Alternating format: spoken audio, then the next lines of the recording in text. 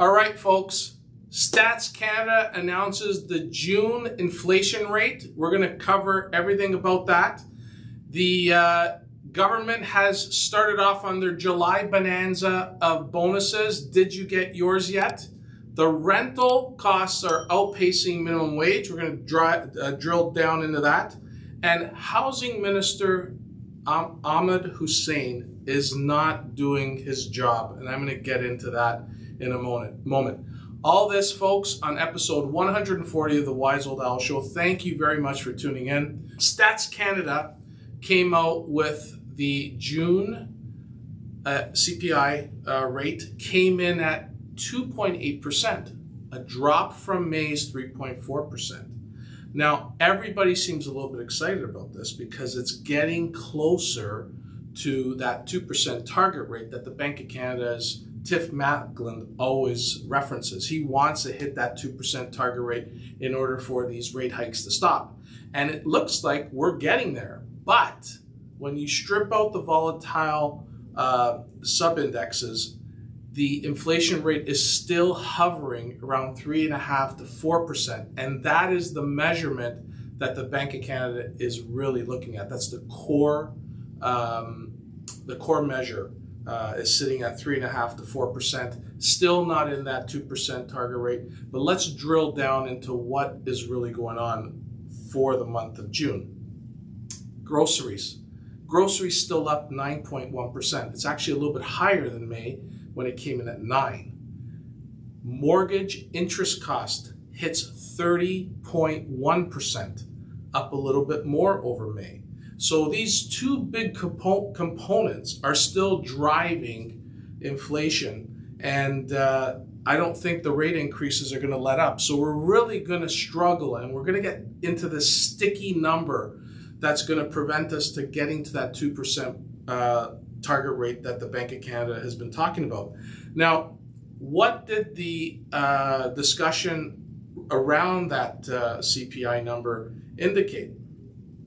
Number one, we're still seeing high rates of interest, which is, everybody says, well, it's inflationary in itself. I agree, but the reality is it's part of the shelter cost. But the key is groceries. Groceries are not coming down. At 9.1%, it's still excessive. We all eat, okay? Let's drill down into the grocery number.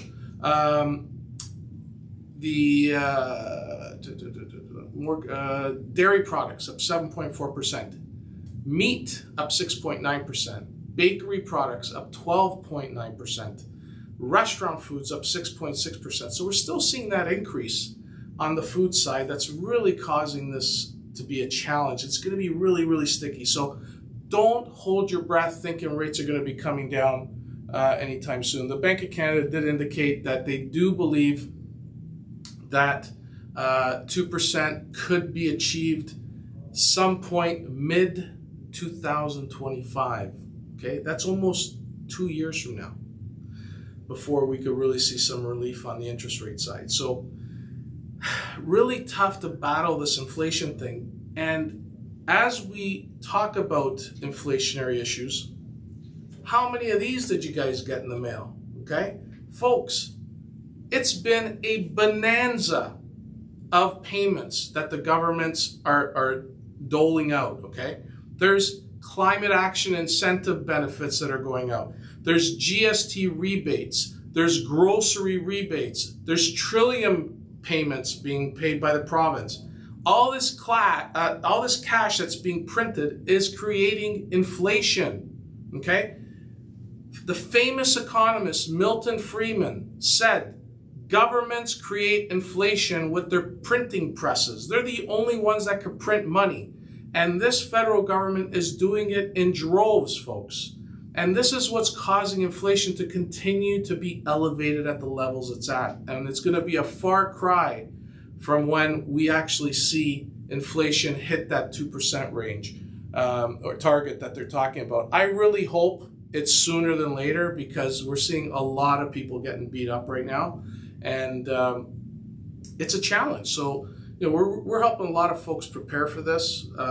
These bonuses are nice and everything, but stash them away, pay down debt, hammer hammer down that loan balance, that credit card balance, that line of credit balance, that mortgage balance. Just hammer it down, get to zero as quickly as you can, because if you just are, cruising, paying interest only, it's going to be a problem long term. It's not going to be sustainable. So do yourself a favor and start focusing on your budgets.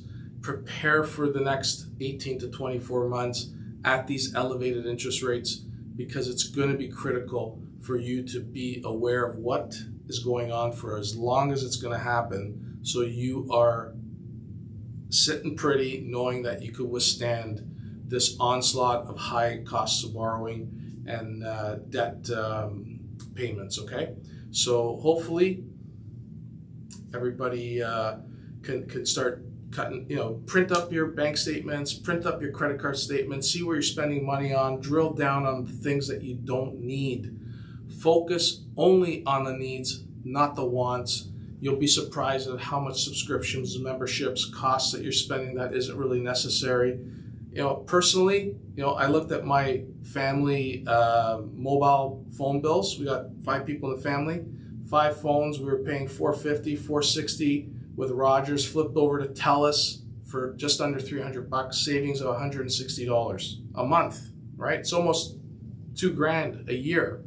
And listen, everybody's got to do it, okay? And this is what we're doing with our clients. We're really helping them through some budgeting exercises, really trying to focus in on what's important.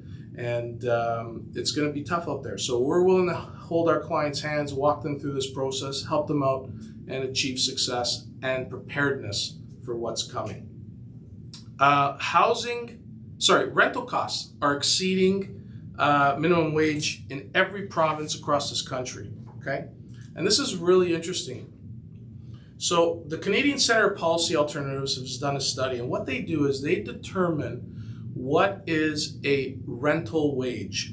And a rental wage is calculated by 30% of the wage for 2 people should constitute the average rent in various cities. And Toronto is the worst, okay? Based on a 1-bedroom, okay, the average rental wage required to afford a 1-bedroom apartment in Toronto is $33.62 an hour, okay? Almost $65 grand a year when you calculate it on a 2,000-hour year, 40 hours a week times 50 weeks, 2 weeks for holidays. So that's almost $65,000. So $130,000 for 2 people is required to be a rental wage to afford a 1-bedroom apartment. For 2 bedrooms, you need $40.03 an hour, okay?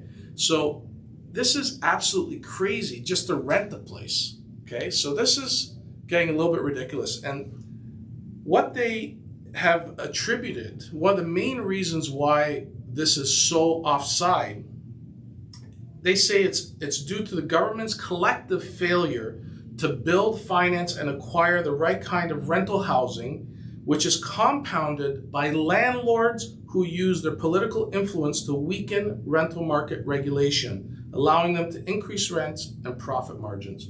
So this is really interesting, because I covered this not too long ago when Olivia Chow had indicated that she is eager to build 25,000 affordable housing units, okay?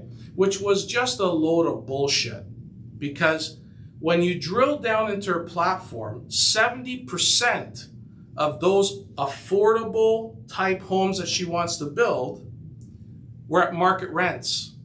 So at market rents, at these rates, how is anybody going to afford these things? So she wants to be a landlord and a developer and still charge market rents for these units.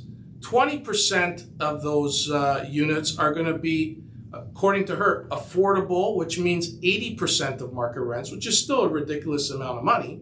And only 10% of all the homes that she had planned on building, 25,000, so only 2,500 of those homes would be attributed to 30% of household income, which is this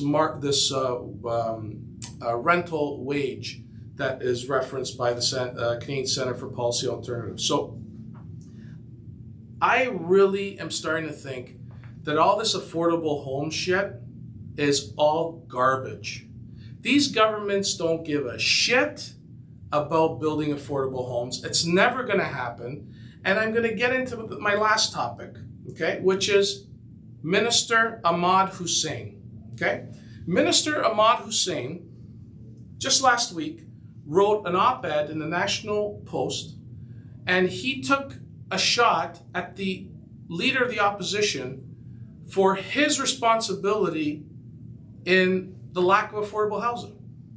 Like, scratch your head there for a minute. How does the leader of the opposition have anything to do with fucking affordable housing?